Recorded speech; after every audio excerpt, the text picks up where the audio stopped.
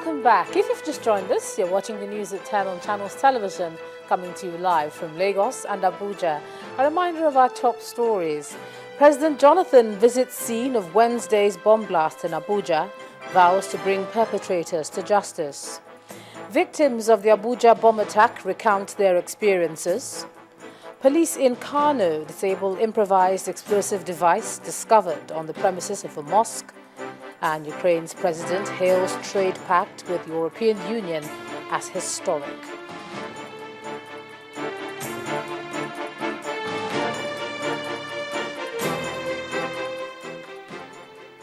A quick reminder to you now that all our top stories are on our website, channelstv.com, and on youtube.com/channelsweb.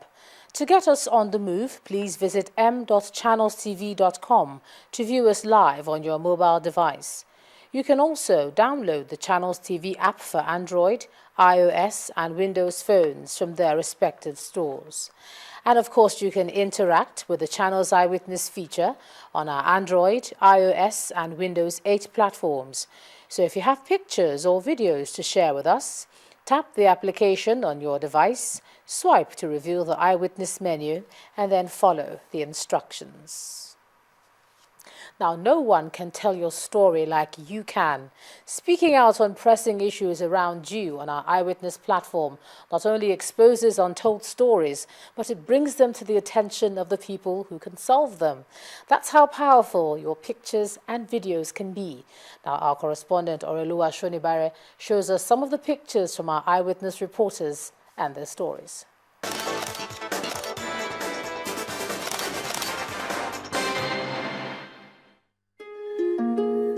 Poor infrastructure impedes a nation's economic growth and international competitiveness. Across the country, eyewitness images have been flooding in over the state of roads. We begin in the southwest. In Lagos State are pictures of the Apapa Expressway sent in by Mary. Considering this is one of the busiest routes in the country, it is also one of the most dangerous, with containers falling over almost on a daily basis. Also in Lagos, Adenike Olubumi alerts on the condition of this road in the Iju-Shaga area of the metropolis. Next, we drive up north, where Muhammad Hassan saying this of an eroded highway, which he reports has caused one too many accidents, something the authorities need to urgently attend to. To the east now, with images from Amaranwachuku of a mud-ridden Umuohia Uyo Ikotekpene highway. Anthony Doji and Fred Asanwa echoes with pictures of stranded travelers and gridlock, also on the same route. Our focus for the week is in Port Harcourt, Rivers State, where David sent in this image of a rundown bridge in the Eliozu community. On a follow-up, Channels Television met residents crying out for help. This problem, they have already given some people money here. They have eat the money. So now that is why this road be like this now. If you look at all this area now, there's no development, there's no business. Even though carpenter, there's no carpenter for here.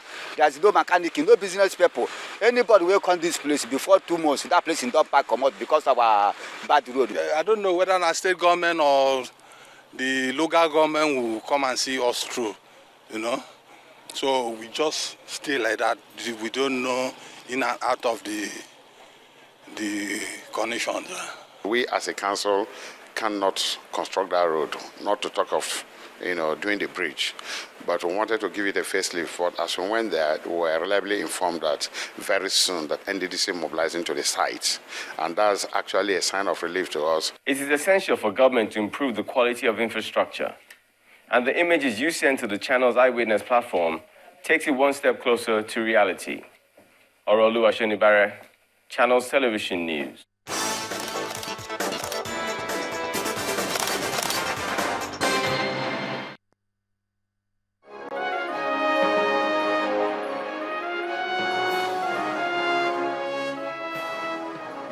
Well, no retreat, no surrender. That's the stand of the Bring Back Our Girls campaigners in Abuja on their call for the release of the Chibok girls. Following the bombing of the Emma Plaza in the nation's capital, some members of the group had resolved to suspend their sit-out sessions until the security situation in Abuja improves. But the suggestion was today rejected by other members of the group, who insists that the campaign will continue until the girls are rescued.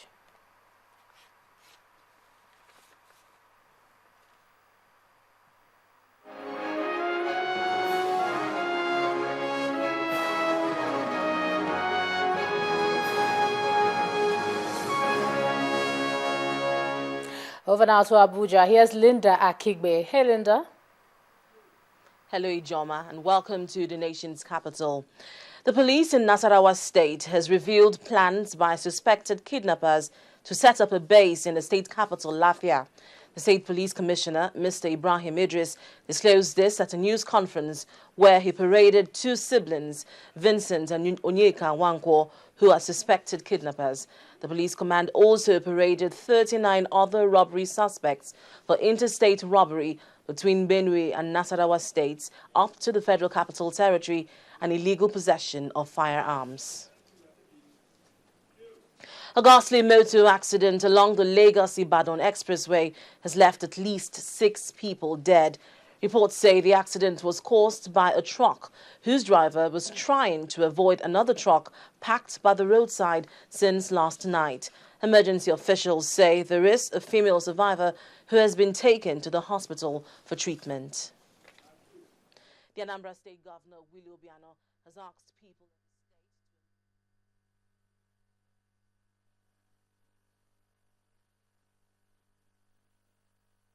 A promising morning turned sour, especially for road users who were headed to various destinations, but more so for the family of those who lost their lives along the Lagos-Ibadan Expressway.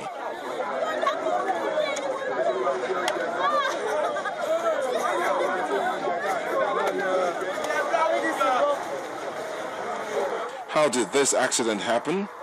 The eyewitnesses here tell their story.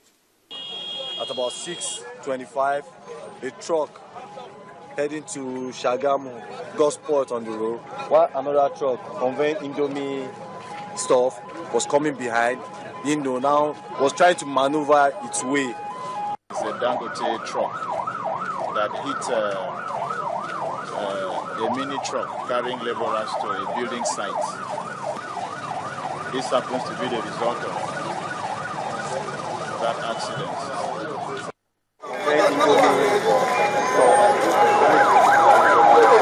Shock is the mood. One witness who wouldn't speak on camera thinks the unwillingness to obey traffic rules may have caused this. We don't blame you when your vehicle goes bad. When your vehicle goes bad. But the thing is, if your vehicle goes bad, you have the appropriate thing. There are appropriate things to do. Does this signify all this grass? Does it signify that there's something up front? No. If there was a sea caution, for instance, now that trailer would have probably known that there's something ahead of him. So apparently, from what I heard this morning, this is because of the whole thing. Like a ripple, several other accidents happened after the initial one. This time, a fuel tanker took out about 5 vehicles.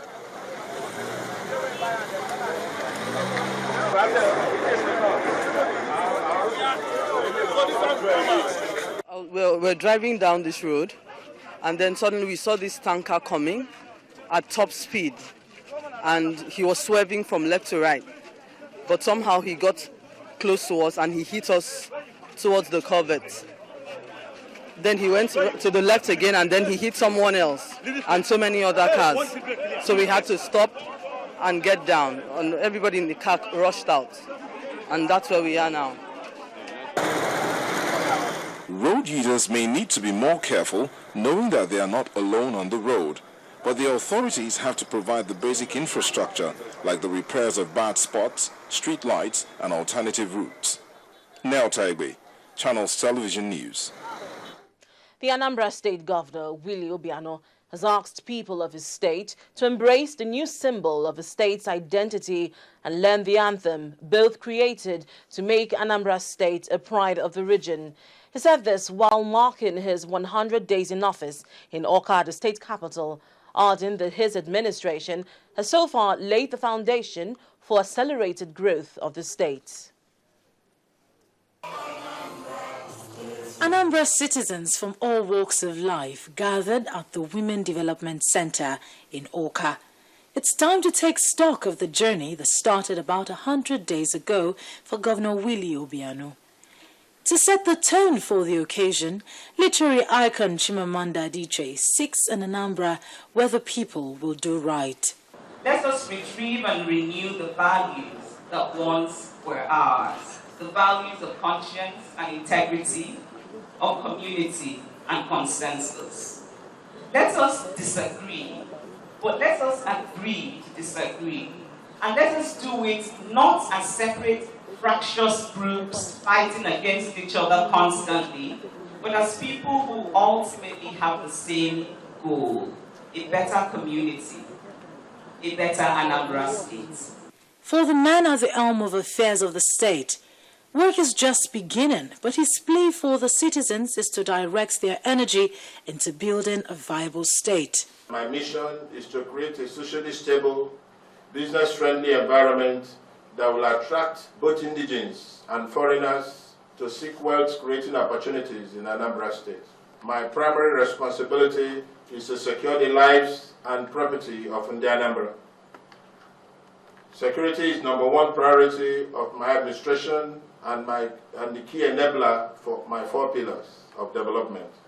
A symbol of identity and a state anthem are unveiled in the spirit of change.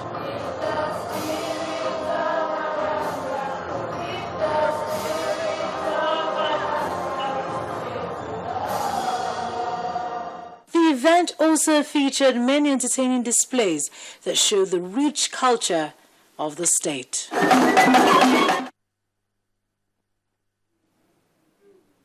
When the news at 10 returns, analysts ask central bank to eliminate charges attached to cashless policy. That's in business news. Join us again.